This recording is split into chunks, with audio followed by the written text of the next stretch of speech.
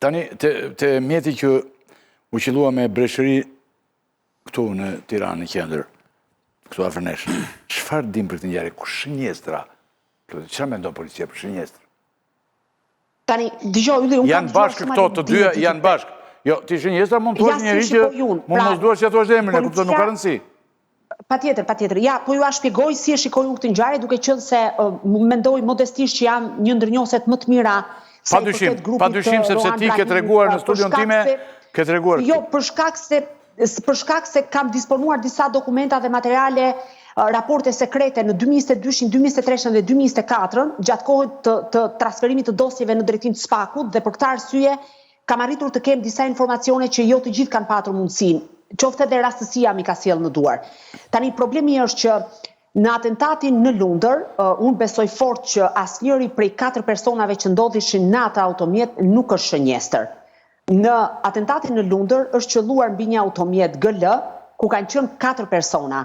Kanë qenë 2 të mitur që janë përkatësisht djali dhe nipi i pronarit të kompanisë Pelikani Security, ka qenë një mik i tyre, nëna e të cilit punon në një bank të nivelit të 2 në vend, dhe shoferi i familjes Demiraj, i cili ka shkuar dhe i ka marrë djemt nga një ditëlindje në pjesë të Shijakut, sepse 11 vjeçari i cili ndodhet në gjendje të rëndë kishte ditëlindjen atë ditë, dhe pasi kanë përfunduar festën disa miq të përbashkët, pra kanë qenë edhe djemt të tjerë, kryesisht djemt të biznesmenëve të njohur në vend, por edhe njerëz të rëndësishëm për shkak se jetojnë të gjithë në zonën e njohur si Rolling Hills, dhe ku kanë ardhur tek dogana, aty ku kryqëzohen, pra ka 2 degëzime unaza, njëra në drejtim të rreth rrotullimit të Tegut dhe tjetra në drejtim të Shkozës, automjetet janë ndarë dhe GL-ja ku ndodhej Aren Stafa, pra shoferi familjes me 2 djemt e nipin dhe djalin e pronarit dhe djalin tjetër që ishte mik i tyre, ne është nisur në drejtim të Shkozës dhe do dilte tek në Lundër, pra sepse i binte me sa duket e ka parë si rrugë më të arsyeshme.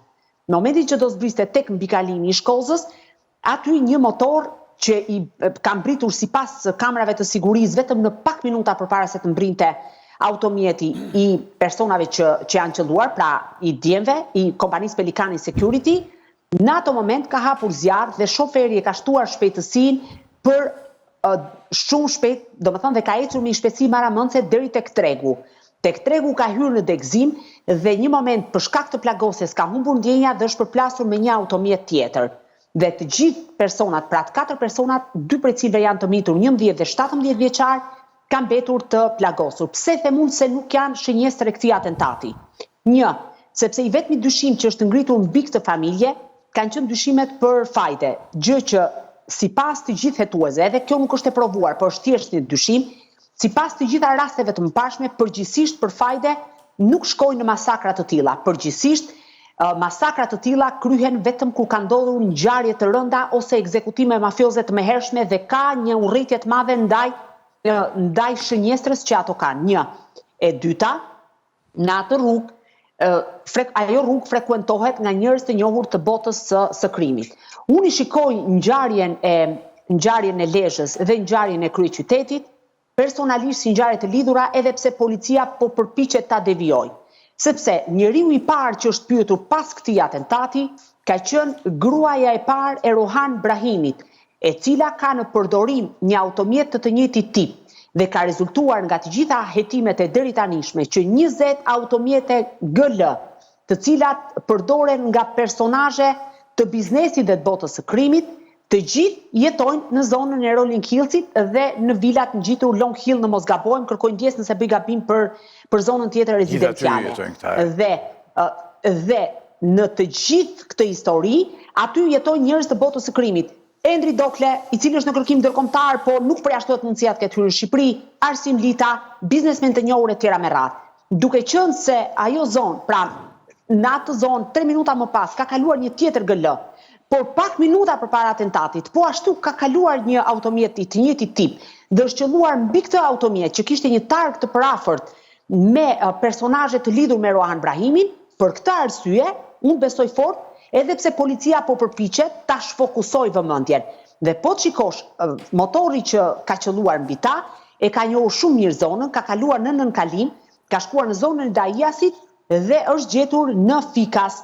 Pra do të thotë që mënyra se si ata kanë vepruar mendoj fort që lidhet me këtë sak të përplasjeve, sepse ka të bëjë me ashpërsinë, ka të bëjë me organizimin e të tjera me radhë. Nëse do të kishin në shinjestër dikë tjetër, mund të qellonin edhe GL-n që kaloi përpara, ose mund të ndodhte që të qellonin një automjet tjetër, po kanë qelluar dhe ndaj unë besoj fort që shinjestra është e gabuar. Okej, do jemi pak minuta bashkë, ja të hyj Bregu, po për këtë moment, keni në një përplotësuar plus, pra, pistat e hetimit janë këto që përshkroi zonja Lala, keni në një idenë ju në një pistë tjetër, dhe a ka pistat tjera për hetimin, dhe këtë në fillim. Lidhja në fakt, do më thënë, vrasja e Sidorel Prendit në vitin e shkuar dhe hakmarrja ndaj Tjatit këtë vit, ka të ngjarë dhe Klodi e shpjegoi, ai ka një dekadë në krim, ka marrë pjesë në shumë ngjarje kriminale, militonte prej 10 vitesh, dhe kushdo mund të ketë qenë nga gjithë hakmarrjet e mundshme që ai kishte i la familjes mbi shpinë. Por që të bëjmë një lidhje me Lundrën, është pak, nëse është e tillë, kemi të bëjmë me një grup të jashtëzakonshëm pastaj kriminal, sepse në të dyja ngjarjet fizikisht kanë qelluar të lidhur këta. Po, pastaj do të kemi të bëjmë, jo, çdo gjë është e mundshme, policia është shumë larg, ka vetëm dyshime, por do të kemi të bëjmë me një grup që minimalisht duhet të ketë angazhuar atë ditë më shumë se 15 veta. Për t'i bërë të dyja krimet, sepse 6 prej tyre kanë marrë pjesë fizikisht në vrasje. Nga ana tjetër, unë mendoj që në qoftë se ti ke një shenjestër dhe vete aty të vret njerëz që s'kan lidhje me këtë punë, unë nuk besoj që është në një grup shumë i madh profesionist. Jo, po profesionist janë ata. Qoftë vete godet fëmijë që s'kan lidhje.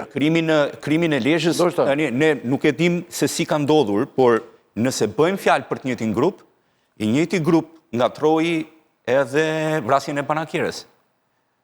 Shkoi për ekzekutimin e dikujt tjetër dhe ekzekutoi Banakierën dhe kjo është, zoti Bregu, kjo është larg qoftë, se sa hyn kur mendes kur të vrasim ne këtu që s'marrim vesh fare nga kjo punë.